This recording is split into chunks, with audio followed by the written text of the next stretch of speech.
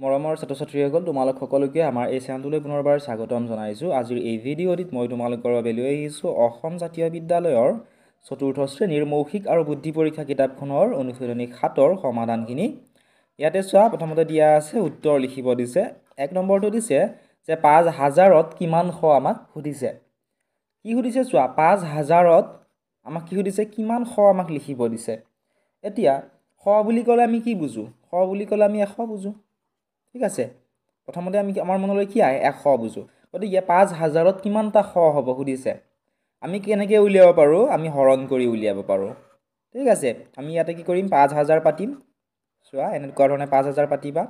কিহেৰে হৰণ কৰিম? 100ৰে হৰণ কৰিম বুলি কেনেকৈ গম পালোঁ? কাৰণ ইয়াতে আমাক সুধিছে কি, যে 5000ত কিমান শ সুধিছে। গতিকে আমি 5000ক 100ৰে আমি হৰণ কৰি দিম।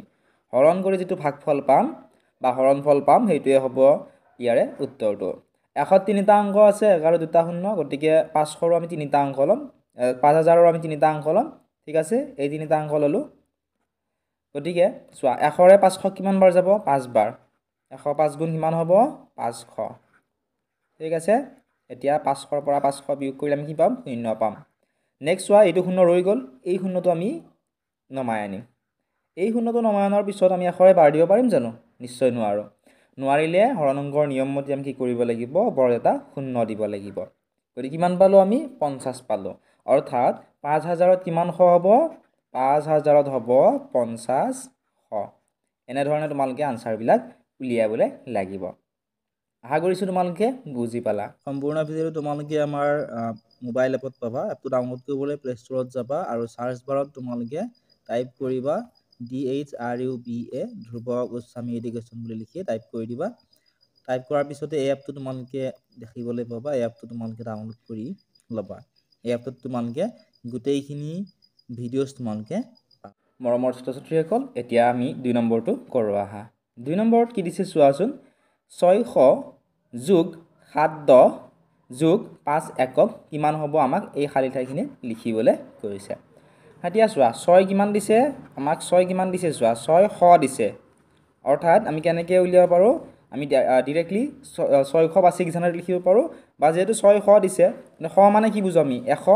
গতিকে 6ক আমি কি কৰিব পাৰোঁ? 100ৰে আমি পূৰণ কৰি দিব পাৰোঁ। 6ক যদি আমি 100ৰে পূৰণ কৰোঁ, কিমান পাম? 6 1 গুণ কিমান হ'ব? 6 1 গুণ 6, আৰু 2টা শূন্য আছে নহয়, 2টা শূন্য দি দিয়া। 600 পালোঁ। বা তোমালোকক মই পূৰণটো কৰি দেখাইছোঁ, 100ৰ লগত 6 পূৰণ কৰি। ঠিক আছে, চোৱা তোমালোকে তলত চোৱা, 100 পূৰণ 6। 6ৰ লগত যিকোনো শূন্য পূৰণ কৰিলে কি হ'ব? সেই শূন্যই হ'ব, গতিকে শূন্য পাতিলোঁ। 6ৰ লগত এই শূন্যটো পূৰণ কৰিলেও হ'ব শূন্য, আৰু 6 1 গুণ হ'ব 6। চোৱা, আমি 600 পালোঁ। এতিয়া নেক্সট কি দিছে চোৱা, 7 10। গতিকে লিখি ল'লোঁ। চোৱা, 7 কিমান দিছে? 7 10 দিছে। 7 10 মানে কি? 7ক আমি কিহেৰে পূৰণ কৰিম? 10ৰে। 7 10 কিমান? 70। এতিয়া 7ক আমি 10ৰে কি কৰিম?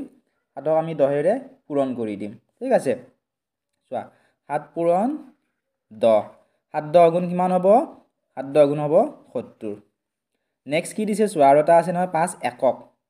কি আছে চোৱা, 5 একক আছে। 5 একক তোমালোকে এনেকুৱা ধৰণে লিখি ল'বও পাৰা তোমালোকৰ বহীখনত, যেতিয়া তোমালোকৰ মনত ৰৈ যাব। এককত যিহেতু একক বুলি আছে, এতিয়া 5ক কিহেৰে পূৰণ কৰিম? 1ৰে পূৰণ কৰিম। 5 1 গুণ কিমান হ'ব? 5 1 গুণ হ'ব 5। এতিয়া আমি কি কৰিম? এইখিনি যোগ কৰিম। 600 যোগ 70 যোগ 5, এইখিনি আমি কি কৰিম? যোগ কৰিম। এতিয়া তোমালোকে যোগটো চাই যোৱা। ইয়াতে 5 আছে নহয়, 5ৰ ওপৰত 2টা শূন্য আছে। 5ৰ লগত শূন্য 2টা যোগ কৰিলে আমি কি পাম? 5এই পাম। 7ৰ লগত এই শূন্যটো যোগ কৰিলে কি পাম? 7 পাম। আৰু 6ৰ তলত একো নাই, গতিকে আমি কি পাতিম? 6 পাতিম। কিমান পালোঁ আমি? 675 পালোঁ। এই 675টো আমি ইয়াতে লিখিম। ঠিক আছে, এনেকুৱা ধৰণে তোমালোকে আনচাৰবিলাক উলিয়াব লাগিব। যদি ভিডিঅ'টো চাই ভাল পাইছা, ভিডিঅ'টো লাইক কৰি দিয়াৰ লগতে তোমাৰ বন্ধু বান্ধৱীসকলৰ লগতো শ্বেয়াৰ কৰি দিবলৈ নাপাহৰিবা। এতিয়া আমি 3 নম্বৰটো কৰোঁ আহা। 3 নম্বৰটোত কি দিছে চোৱাচোন। 900 দিছে। 900ৰ পৰা আমাক 9 10 বিয়োগ কৰিব দিছে। আমাক কি দিছে চোৱা, 900। 900 মানে কি? আগৰটোৰ নিচিনাকৈ উলিয়াই লোৱা, তেতিয়া তোমালোকৰ অংকটো কৰাত সুবিধা হ'ব। 9ৰ লগত কি কৰিম? আমি 100 পূৰণ কৰিম। 9ৰ লগত 100 পূৰণ কৰিলে কিমান হ'ব? 9 1 গুণ কিমান? 9 1 গুণ হৈছে 9। 2টা শূন্য ৰৈ গ'ল, এই 2টা শূন্য আমি পাতি দিলে হৈ যাব। অৰ্থাৎ 9ৰ লগত 100 পূৰণ কৰোঁতে কি পালোঁ আমি? 900 পালোঁ।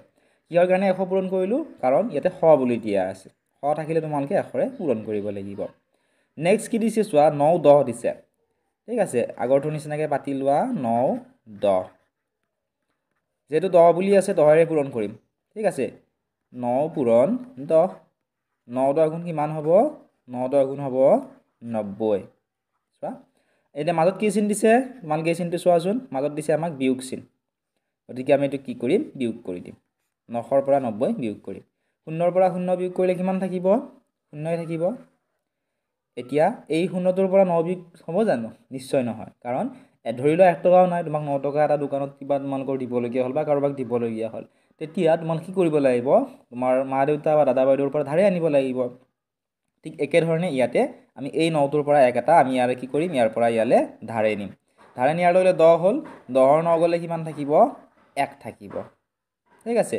ইয়াৰ পৰা 1 আমি ধাৰে নিলোঁ গতিকে 9ৰ পৰা 1 বিয়োগ হ'ব বিয়োগ কৰিলে কিমান থাকিব 8 থাকিব কিমান পালোঁ এতিয়া আমি 810 পালোঁ এই 810টো আমি ইয়াতে লিখিম ঠিক আছে এনেধৰণে তোমালোকে উত্তৰসমূহ উলিয়াব লাগিব মৰমৰ ছাত্ৰ ছাত্ৰীসকল এতিয়া আমি 4 নম্বৰটো কৰোঁ আহা 4 নম্বৰত কি দিছে চোৱাচোন 842ত 4ৰ স্থানমানটো সুধিছে এতিয়া চোৱা এইটো 842 মই লিখি ল'লোঁ ঠিক আছে 842 এতিয়া ইয়াতে থকা দুইটো কোনটো স্থানত আছে একক তোমালোকে একক দশক শতক নিশ্চয় শিকিছাই মই গণিতৰটো শিকাইছিলোঁ তোমালোকক নিশ্চয় তোমালোকৰ মনত আছে এইটো কোনটো স্থানত আছে দশক ঠিক আছে আৰু এইটো কোনটো স্থানত আছে এইটো আছে শতকৰ স্থানত এইখিনি তোমালোকে যদি নাজানাও বা মনত নাই তোমালোকৰ এইখিনি মনত ৰাখিবা এইটো কোনটো স্থানত আছে এককৰ স্থানত 4টো আছে দশকৰ স্থানত আৰু 8টো আছে শতকৰ স্থানত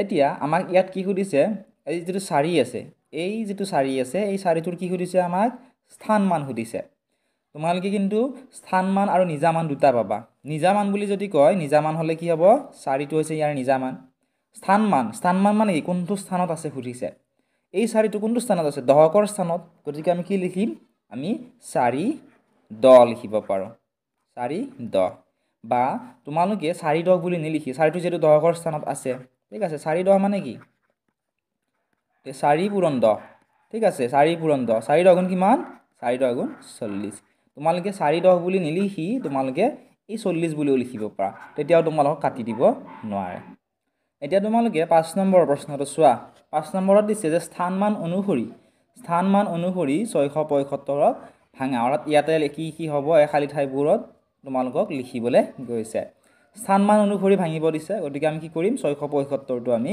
লিখি ললোঁ ঠিক আছে তোমালোকে বুজি পাবৰ বাবে এনেদৰে লিখি দিছোঁ তোমালোকে আৰু এইবিলাক লিখি নাথাকিলেও হ'ব 675ত থকা এইটো কোনটো স্থানত আছে মই আগতে ক'লোঁ এইটো হৈছে এককৰ স্থান ঠিক আছে এইটো এককৰ স্থান 7টো কোনটো স্থানত আছে 7টো আছে দশকৰ স্থানত ঠিক আছে আৰু এই 6টো কোনটো স্থানত আছে 6টো আছে শতকৰ স্থানত গতিকে আমাক কি কৈছে স্থান মান অনুসৰি ভাঙিব দিছে 5টো এককৰ স্থানত আছে ঠিক আছে 5টো কোনটো স্থানত আছে এককৰ স্থানত গতিকে 5টো এককৰ স্থানত আছে মানে কি 5ক আমি কিহেৰে পূৰণ কৰিম 1এৰে পূৰণ কৰিম এককৰ স্থানত থকা কাৰণে তে 5 পূৰণ 1 5 1 গুণ কি হ'ব 5 চোৱা গতিকে ইয়াতে কি লিখিম আমি এইখিনিত লিখিম 5 ঠিক একেধৰণে নেক্সট চোৱা 7টো কোনটো স্থানত আছে দশকৰ স্থানত যেহেতু দশকৰ স্থানত আছে 7ক আমি কি কৰিম 10এৰে পূৰণ কৰিম 7 পূৰণ 10 7 10 গুণ কিমান হ'ব 70 70টো আমি ইয়াতে লিখিম কাৰণ চোৱা এইটো হৈছে এককৰ স্থানত 5 পালোঁ ঠিক আছে 5 লিখিলোঁ দশকৰ স্থানত কি পালোঁ 7 পূৰণ 10 পালোঁ চোৱা এইটো দশকৰ স্থান